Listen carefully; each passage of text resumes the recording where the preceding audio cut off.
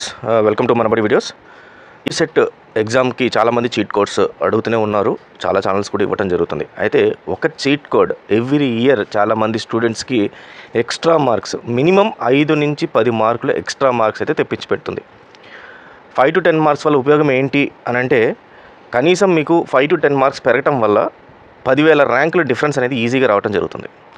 So ఈ 5 to 10 marks ఎలా తెచ్చుకోవాలో, ఆ చీట్ కోడ్ ఎప్పుడు అప్లై చేయాలి అనేది పూర్తిగా వివరాలు ఈ వీడియోలో చెప్పడం జరుగుతుంది. పూర్తిగా చూడడానికి ట్రై చేయండి. ఫస్ట్ టైం వచ్చిన యూజర్స్ ఖచ్చితంగా ఛానల్ సబ్స్క్రైబ్ చేసుకోండి. ఎంసెట్ కౌన్సిలింగ్కి సంబంధించి మీకు బెస్ట్ కాలేజ్లో బెస్ట్ సీట్ వచ్చేలాగా నేను మీకు ఎవ్రీడే ఒక వీడియోస్ చేసి పెడుతూ ఉంటాను. కాబట్టి సబ్స్క్రైబ్డ్ యూజర్స్కి అందరూ కూడా చాలా హెల్ప్ అవుద్ది. ఇంపార్టెంట్ డాక్యుమెంట్స్ అన్నీ కూడా టెలిగ్రామ్ ఛానల్లో పెడుతున్నాను. టెలిగ్రామ్ ఛానల్ లింక్ డిస్క్రిప్షన్లో ఉంది, జాయిన్ అయిపోండి. ఖచ్చితంగా దీంట్లో జాయిన్ అయితే నేను ఏదన్నా వీడియో చేసినా, లేకపోతే ఏ నోటిఫికేషన్ వచ్చినా, ఏ డాక్యుమెంట్ అని టెలిగ్రామ్లో పెడతాను కాబట్టి ఈజీగా డౌన్లోడ్ చేసుకోవచ్చు. అలాగే మన ఛానల్ కూడా సబ్స్క్రైబ్ చేసుకొని ఫాలో అవుతుండండి. ఫైన్ స్టూడెంట్స్, ఇప్పుడు ఒక ఎగ్జామ్లో మనము ఆ లాస్ట్ చీట్ కోడ్ అనేది ఎలా అప్లై చేయాలి అంటే, ఇక్కడ చీట్ కోడ్స్లో స్టార్టింగ్లో మీరు ఏ చీట్ కోడ్ అయినా అప్లై చేయండి. ఫిజిక్స్, కెమిస్ట్రీ, మ్యాథ్స్కి సంబంధించి. Even this is for BiPC వాళ్ళకు కూడా ఉపయోగపడుతుంది. ఇది బైపీసీ, అగ్రికల్చర్ అండ్ ఫార్మసీ వాళ్ళకి. కానీ ఈ చీట్ కోడ్ మాత్రము నాన్ నెగిటివ్ మార్కింగ్ ఏదైతే ఉంటుందో ఆ ఎగ్జామినేషన్స్ అన్నిటికీ ఉపయోగపడుతుంది ఇది ఎగ్జాక్ట్గా. సో ఇదేంటంటే ఒక సింపుల్ మ్యాథ్స్, సింపుల్ క్యాలిక్యులేషన్స్, ఒక స్టాటిస్టికల్ ఫార్ములాని యూజ్ చేసి ఈ చీట్ కోడ్ చెప్పడం జరుగుతుంది. సో దీనికి కావాల్సింది ఏంటంటే, ఫస్ట్ థింగ్ ఏంటంటే, మీరు ఈ చీట్ కోడ్ ఫస్ట్ రూల్ ఫస్ట్లో అప్లై చేయకూడదు. అంటే ఫస్ట్లో మాత్రం ఇది అప్లై చేయకూడదు, లాస్ట్లో అప్లై చేయాలి. అంతా అయిపోయిన తర్వాత అప్లై చేయాలి.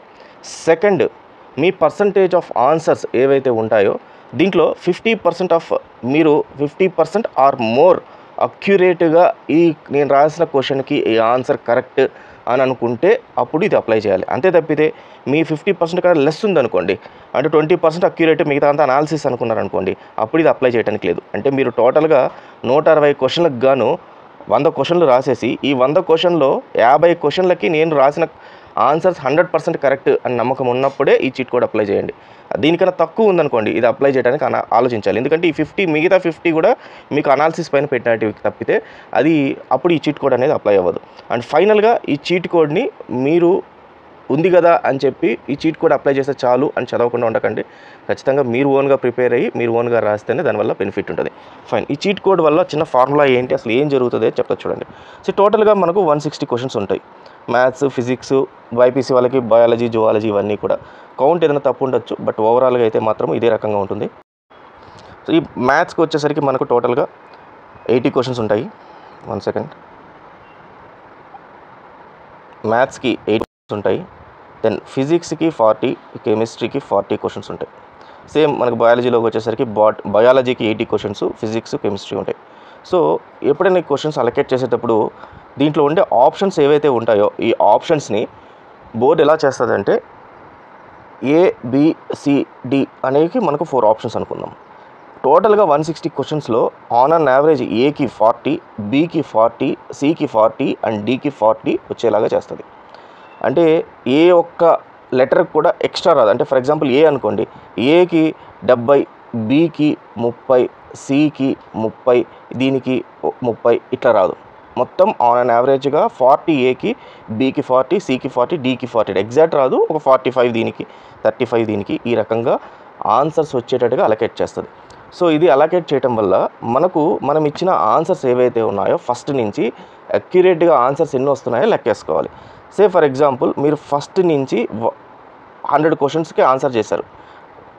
టోటల్గా ఈ 100 క్వశ్చన్స్లో ఏకి మీకు 15 వచ్చింది, అంటే మీరు ఆన్సర్ పెట్టింది ఏ 15, బి అని పెట్టింది 20 అనుకుందాము, సి అని పెట్టింది 30 అనుకుందాము, అండ్ డి అని పెట్టింది 30, 50, 65, ఒక 35 అనుకుందాం.